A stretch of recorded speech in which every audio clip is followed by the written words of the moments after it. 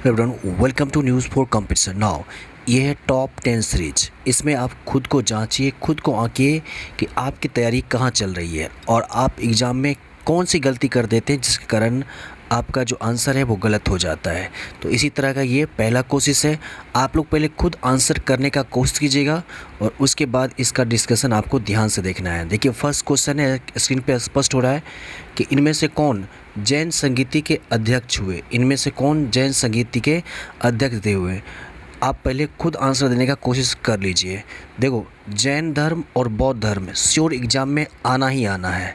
Okay, तो option देखिए, अस्तुलभद्र है, क्षमाश्रवण है, इनमें से दोनों है तो सी, या महाकश्यप है, या इनमें से कोई नहीं है तो ई टाइप करना है। तो अस्तुलभद्र और क्षमाश्रवण ये दोनों ही अध्यक्ष हुए जैन संगीति की। जैन संगीति की दो अध्यक्षता की गई, अस्तुलभद्र और क्षमाश्रवण, इसलिए राइट आंसर सी हो जाएगा। जबकि महाकश्यप ने जो अध्यक्षता की है वो बौद्ध धर्म में जो प्रथम संगीति हुई, इसकी अध्यक्षता महाकश्यप के द्वारा की गई। तो यहाँ देख लीजिए, वेरी इंपॉर्टेंट, प्रथम संगीति जैन धर्म का 300 ईसा पूर्व। स्थान पूछेगा कहाँ हुआ, पाटलिपुत्र में, और अध्यक्ष थे अस्तुलभद्र। और द्वितीय 6ठी शताब्दी में वल्लभी गुजरात में हुआ और इसकी अध्यक्षता की गई क्षमाश्रवण के द्वारा। उसके बाद देखिए यहाँ पर बौद्ध सभाएं, बौद्ध संगीति जो आयोजित की गई, 4 बौद्ध संगीति आयोजित की गई, प्रथम, द्वितीय, तृतीय और चतुर्थ बौद्ध संगीति, जिसकी अध्यक्षता यहाँ पर प्रथम महाकश्यप के द्वारा, दूसरा सवाकामी के द्वारा और तीसरा है मोगलीपुत्तिस और चौथा है वसुमित्र, जिसमें अश्वघोष उपाध्यक्ष भी रहे थे। तो इसको याद कैसे करना है, थोड़ा सा हम आपको इस पे कॉन्सेप्ट बता रहे हैं। महाकश्यप यानी प्रथम बौद्ध संगीति हुई, महान कार्य हुआ, प्रथम जो कुछ भी हुआ वह महान आया, तो महाकश्यप। दूसरा में हुआ, दूसरा जो संगीत हुआ उसमें सब आया, दूसरा संगीति में सभी आए, क्योंकि महान कार्य था तो सभी आए, सवागामी। महान हुआ तब सब आए, सवागामी। और तीसरा में 30 शब्द से आप तीसरा याद कर सकते हैं, मोगलीपुत्तिस।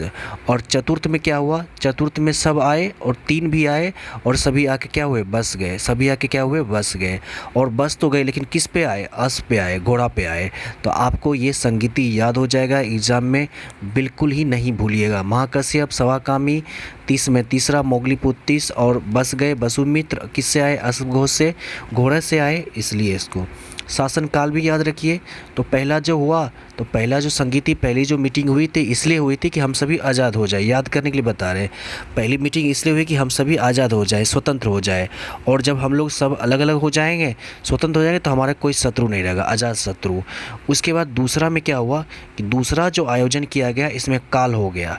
काल ये हुआ कि इसमें कोई गड़बड़ी हो गई तो काल बन के आया, और जब काल हुआ, गड़बड़ी हो गया तो क्या होगा, शोक हो जाएगा, तो काला शोक, काला शोक, ठीक है। और तीसरा हुआ अशोक के समय में। तो पहला में हुआ कि सब अलग अलग हो गए, कोई शत्रु नहीं, फिर काल हुआ, शोक हो गया, और इस शोक को नाश करने के लिए और लग गया अशोक। अब ये शोक जब आया, दुख जब आया तो दुख दूर भी होता है, शोक नष्ट हो गया, अशोक। और लास्ट में है कनिष्क, यानी कनिष्क यानी थोड़ा सा निकलना, कनिष्क। तो इस तरह से इसको याद कर लीजिएगा, आपको ध्यान में रहेगा, कभी नहीं भूलिएगा। ओके, चलिए क्वेश्चन नंबर सेकेंड, अशोक के शिलालेखों की कुल संख्याएं कितनी है। ज़्यादातर स्टूडेंट्स इस प्रश्न को गलती करके जरूर चलाइएगा। अक्सर आप में से 7 दिए होंगे, अक्सर, या किसी ने 13 दिया होगा, लेकिन ये दोनों का दोनों आंसर गलत है। अशोक के शिलालेखों की कुल संख्या 14 है। अशोक के कुल शिलालेखों की संख्या 14 है, याद रखिए, वेरी इंपॉर्टेंट। यहाँ पर देखिए, अशोक के कुल शिलालेखों की संख्या 14 है। इसकी खोज का प्रयास दिया जाता है फैनथेलर को 1750 में, और इसके जो शिलालेख है इसको 3 भागों, इसके जो अभिलेख हैं इसके अभिलेख को 3 भागों में बांट सकते हैं, शिलालेख, स्तंभलेख और गुहालेख, ठीक है। और जिसमें शिलालेख की कुल संख्या 14 है। तो पहला, दूसरा, तीसरा, चौथा और सबसे अंतिम में 14वां है। अशोक ने जनता को धार्मिक जीवन बताने के लिए प्रेरित किया था, ये 14वें अभिलेख शिलालेख में। और कलिंग युद्ध का वर्णन मिलता है 13वें शिलालेख में, कलिंग युग का वर्णन मिलता है। और इसका जो 7वां शिलालेख है सबसे लंबा शिलालेख है। चलिए नेक्स्ट क्वेश्चन है, इसका आंसर खुद से कोशिश करिएगा देने का। तृतीय आंग्ल मैसूर युद्ध कब हुआ। बहुत ही इंपॉर्टेंट क्वेश्चन है। आंग्ल मैसूर युद्ध से रिलेटेड क्वेश्चन ज़रूर आपको बीपीएससी एग्ज़ाम में देखने को मिलता है। तो इसमें पूछा जाए तृतीय कब हुआ, जल्दी से आप लोग ट्राई कीजिए आंसर करने का। तो आपके क्लियरिफिकेशन के बता दूं कि जो टोटल 4 आंग्ल मैसूर युद्ध हुआ, प्रथम 1767 से 69 के बीच में, दूसरा 1780 से 84 के बीच में, तीसरा 1790 से 92 के बीच में और चौथा हुआ 1799 ईस्वी में। जिस समय ये तीसरा हुआ कॉर्नवालिस थे गवर्नर जनरल, और चौथा जो हुआ उस समय लॉर्ड वेलेस्ली थे। तो ये वेरी इंपॉर्टेंट है, याद करिए। श्रीरंगपट्टनम की संधि जो है ये भी पूछा जाता है। तो कब? तो चतुर्थ आंग्ल मैसूर युद्ध के दौरान 1799 ईस्वी में श्रीरंगपट्टनम की संधि हुई। ये भी एग्ज़ाम में कई बार प्रश्न पूछा हुआ है। तो इसका राइट आंसर क्या दिया आप लोगों ने? सी हो जाएगा, 1790 से 92 ईस्वी में प्रथम, द्वितीय, तृतीय और चतुर्थ आंग्ल मैसूर युद्ध। चलिए नेक्स्ट क्वेश्चन है, सन्यासी विद्रोह में प्रभावित क्षेत्र इनमें से कौन सा था? आप लोग जल्दी से ट्रैक कीजिए आंसर देने का। बिहार बंगाल, या बिहार उत्तर प्रदेश, या सिर्फ बिहार, या सिर्फ बंगाल, इनमें से कोई नहीं, या एक से अधिक क्षेत्र। जल्दी से आंसर कीजिएगा कोशिश। तो यहाँ पर देख लीजिए क्लियरिफिकेशन के लिए, सन्यासी विद्रोह रहता तब बिहार और बंगाल, तो वहाँ पर सन्यासी विद्रोह ही था, तो उसका आंसर हो जाएगा बिहार और बंगाल। फ़कीर विद्रोह था तो सिर्फ प्रभावित क्षेत्र बंगाल। पहाड़िया विद्रोह था प्रभावित क्षेत्र बिहार। चुआरो विद्रोह बंगाल। चेरी विद्रोह झारखंड। उसी तरह से यहाँ पर बहुत सारा भील विद्रोह पश्चिमी घाट। रामोसी विद्रोह पश्चिमी घाट। उसके पागलपंथी विद्रोह असम। अहोम विद्रोह असम, ये एग्ज़ाम में पूछा जाता है, तो आप इसको इस तरह से देख सकते हैं। इस तरह से हमारा आंसर क्या हो जाएगा? ए, प्रभावित क्षेत्र बिहार और बंगाल था। अगला प्रश्न है, 1857 के विद्रोह में दिल्ली से नेतृत्वकर्ता इनमें से कौन थे? ऑप्शंस ए है बहादुर शाह जफर, बी है बख्त खां, सी है इनमें दोनों, डी है बेगम हजरत महल, इनमें से कोई नहीं है, इनमें सभी। तो दिल्ली से नेतृत्वकर्ता में बहादुर शाह जफर का नाम आता है और बख्त खां का नाम आता है, दोनों का। तो सी इज राइट आंसर हो जाएगा, इनमें से दोनों। Very important question.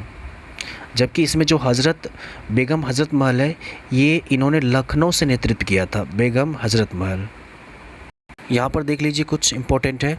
दिल्ली से वो दो नाम जो अभी आपको बताए, कानपुर से पूछेगा नाना साहब और तांत्या टोपे, लखनऊ से बेगम हजरत महल, झांसी से रानी लक्ष्मीबाई, इलाहाबाद से पूछेगा तो लियाकत अली, जगदीशपुर से बिहार के कुंवर सिंह, बरेली से खान बहादुर खान, फैज़ाबाद से मौलवी अहमद उल्ला और फतेहपुर से अजीमुल्ला। ये सभी नेतृत्वकर्ता थे 1857 के विद्रोह का। वेरी इंपॉर्टेंट, इसको याद कर लीजिएगा। नेक्स्ट क्वेश्चन है, पाकिस्तान के लिए पृथक संविधान सभा की स्थापना की घोषणा इनमें से किस तिथि को की गई? वेरी वेरी इंपॉर्टेंट, जल्दी से कोशिश कीजिए खुद से आंसर करने का। चलिए आप लोगों ने इसका आंसर सोच लिया होगा। इसका राइट आंसर हो जाएगा 26 जुलाई 1947 को, और 22 जुलाई 1947 को भारतीय संविधान द्वारा राष्ट्रीय ध्वज को अपनाया गया। 3 जून 1947 को बंटवारे की घोषणा की गई, और 24 जनवरी 1950 को भारतीय संविधान सभा की अंतिम बैठक 24 जनवरी 1950 को हुई, और इसी दिन राष्ट्रगान और राष्ट्रगीत इस दोनों को अपनाया गया। वेरी इंपॉर्टेंट, याद रखिएगा।